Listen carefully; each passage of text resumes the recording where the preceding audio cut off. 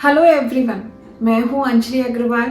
Talk with Anjali. कहते हैं अगर आवाज ऊंची हो तो कुछ लोग सुनते हैं, पर बात ऊंची हो तो बहुत सारे लोग सुनते हैं। एक छोटी सी कहानी आपके साथ शेयर कर रही हूँ। आपके त्याग से ईश्वर कितना प्रसन्न होता है, आपकी झोली में कितनी खुशियां भरता है, इस कहानी से आप अंदाजा लगा सकते हैं। एक नौजवान था 24 साल का। उसके माता पिता का देहांत हो गया था। वो एक सेठ के यहाँ काम करता था। रोज सुबह काम पर निकलता और शाम को आकर कुछ पैसे लाकर अपने घर का जीवन यापन करता था। आता, खाना बनाता, खाना खाता और सो जाता। बड़ी मुश्किलों से तंगी भरे जीवन चल रहा था उसका। एक दिन वो शाम को जब घर लौट कर आता है तो अपने घर पे अपने लिए खाना बनाता है, 4 रोटियां, सब्जी, और हाथ मुंह धोने के लिए बाहर चला जाता है। जब लौट कर आता है तो देखता है कि उसमें से 1 रोटी कम है, 3 ही रोटियां बची हैं। बड़ा हैरत होता है, पर चलो वो 3 रोटियां खाकर सो जाता है। फिर नेक्स्ट डे फिर यही होता है कि फिर वो अपने लिए 4 रोटी बनाता है, सब्जी बनाता है। जब लौट कर आकर देखता है तो फिर उसमें 3 रोटियां बचती है।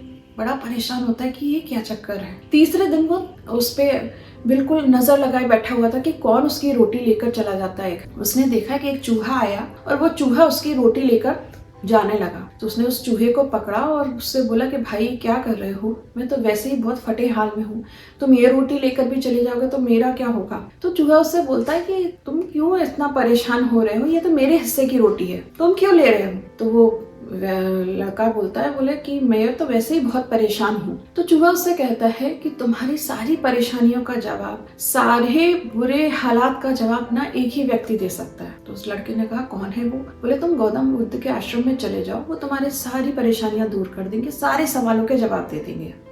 लड़के को पता नहीं क्या हुआ, उसने चूहे की बात मान ली, सेठ जी से कुछ दिनों की छुट्टी लेकर और गौतम बुद्ध के आश्रम में जाने के लिए तैयारी करने लगा। वो निकल पड़ा। रास्ता काफी लंबा था। चलते चलते उसको रात हो जाती है। दूर उसको एक हवेली दिखाई देती है। उस हवेली में जाकर वो वहाँ की मालकिन से बोलता है कि मुझे एक रात के लिए आश्रय दे दीजिए, मैं सुबह निकल जाऊंगा। हवेली की मालकिन मान जाती है। इसी बीच बातों में वो हवेली की मालकिन जो है वो व्यक्ति से पूछती है, लड़के से, कि तुम कहाँ जा रहे हो। तो उसने बताया कि मैं गौतम बुद्ध के आश्रम पे जा रहा हूँ, वहाँ मैं कुछ सवालों के जवाब मांगने जा रहा हूँ। तो वो हवेली की मालकिन कहती है, तुम वहां तक जा ही रहे हो तो मेरे भी एक सवाल का जवाब ले आना। मेरी एक 20 साल की बेटी है जो 20 साल से एक शब्द भी नहीं बोली, वो कब बोलेगी। तो वो लड़का कहता है ठीक है, मैं आपके सवाल का जवाब जरूर उनसे पूछ कर ले आऊंगा। वो फिर आगे बढ़ता है तो देखता है बड़ा पथरीला रास्ता है, चट्टानों भरा है, इतने बड़े बड़े पहाड़ है। वो सोच में पड़ गया कि इसको कैसे मैं पार करूंगा, ये तो बहुत लंबा सफर हो जाएगा। उसको चलते चलते उन्हीं पहाड़ों के बीच में एक जादूगर दिखाई देता है। वो जादूगर वहां पर तपस्या कर रहा था। उसने उस जादूगर से पूछा कि भाई तुम यहाँ बैठे हो और मुझे ये रास्ता तय करना, मैं किस तरीके से जाऊँ। तो जादूगर बोला कि मैं तो तुम्हें 1 मिनट में ये रास्ता तय करा दूंगा। तो वो लड़का बोला वो कैसे। बोले वो छड़ी के सहारे, मेरे पास जो जादू की छड़ी है, मैं उससे वो रास्ता तुम्हारा तय करा दूंगा। इस बातचीत के दौरान वो लड़का बताता है कि मैं गौतम बुद्ध के आश्रम जा रहा हूँ अपने कुछ सवालों के जवाब लेने। तो वो जादूगर कहता है कि अगर आप वहां तक जा ही रहे हैं तो मेरे भी एक सवाल का जवाब ले आइएगा। मैं यहाँ पर हजारों साल से बैठा हुआ हूँ और बहुत तपस्या कर चुका हूँ, मुझे स्वर्ग जाना है, पर मैं वहां तक पहुंच ही नहीं पा रहा। लड़का कहता है ठीक है, और बस जादूगर अपनी झड़ी घुमाता और लड़के को दूसरी जगह पहाड़ के उस पार पहुंचा देता है।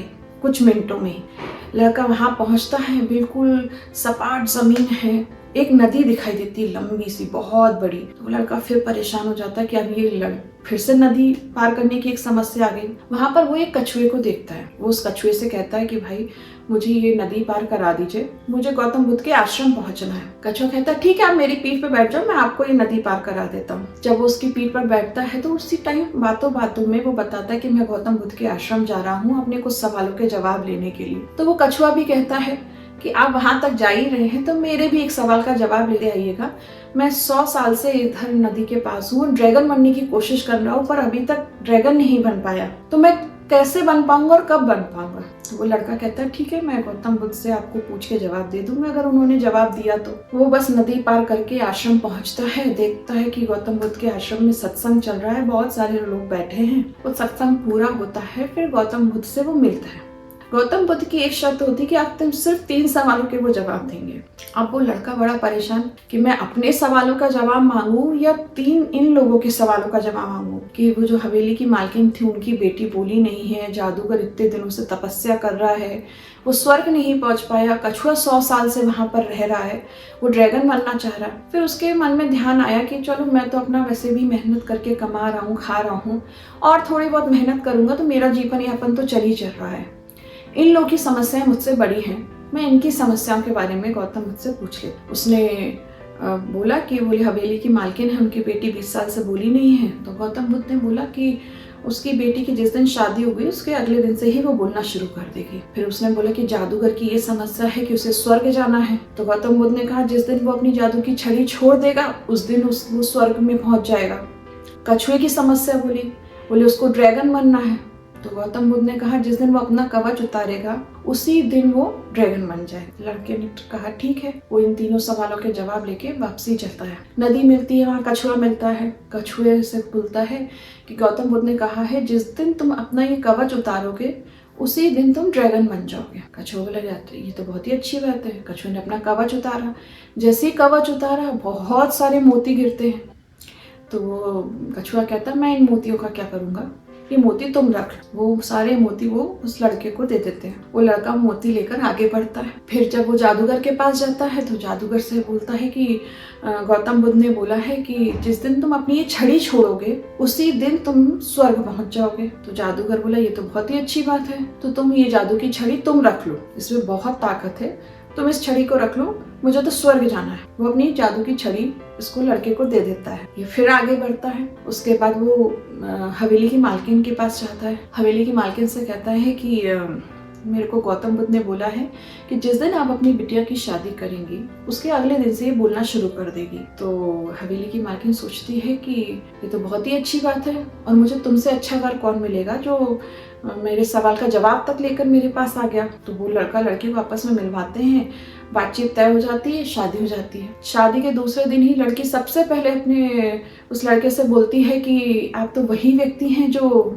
उस दिन रात में हमारे रात में हवेली पे ठहरे थे। तो वो लड़का बड़ा खुश हो जाता है। जब उस व्यक्ति ने अपनी सोच का त्याग करके, अपने सवालों का त्याग करके इन तीनों के सवालों का जवाब लिया, तब उसकी झोली में पूरी जीवन व्यवस्थित हो गया। उसकी शादी हो गई, उसको मोती मिल गए, उसके पास ताकत आ गई। ईश्वर ने उसकी झोली में ना सारे खजाने एक साथ दे दिए। कहने का मतलब ये है ना कि जब आप अपने जीवन में कुछ सुख को त्याग कर, अपनी चीजों को त्याग कर किसी दूसरे के लिए अच्छा काम करते हैं तो ईश्वर परमात्मा बहुत खुश होता है। कहते हैं ना एक जहाज को भी इस किनारे से उस किनारे जाने के लिए भी इस तट को छोड़ना पड़ता है, तभी वो उस किनारे पर पहुंचता है। और जब वो उस किनारे पे पहुंचता है तो बहुत सारे नए रास्ते मिलते हैं, लेकिन इस किनारे से उस किनारे पहुंचने के बीच में उसे बहुत सारी लहरों को, बहुत सारे तूफानों से लड़ना पड़ता है। इस कहानी का मतलब यही है कि आप अपने जीवन में ना अच्छी चीजों को अपनाइए,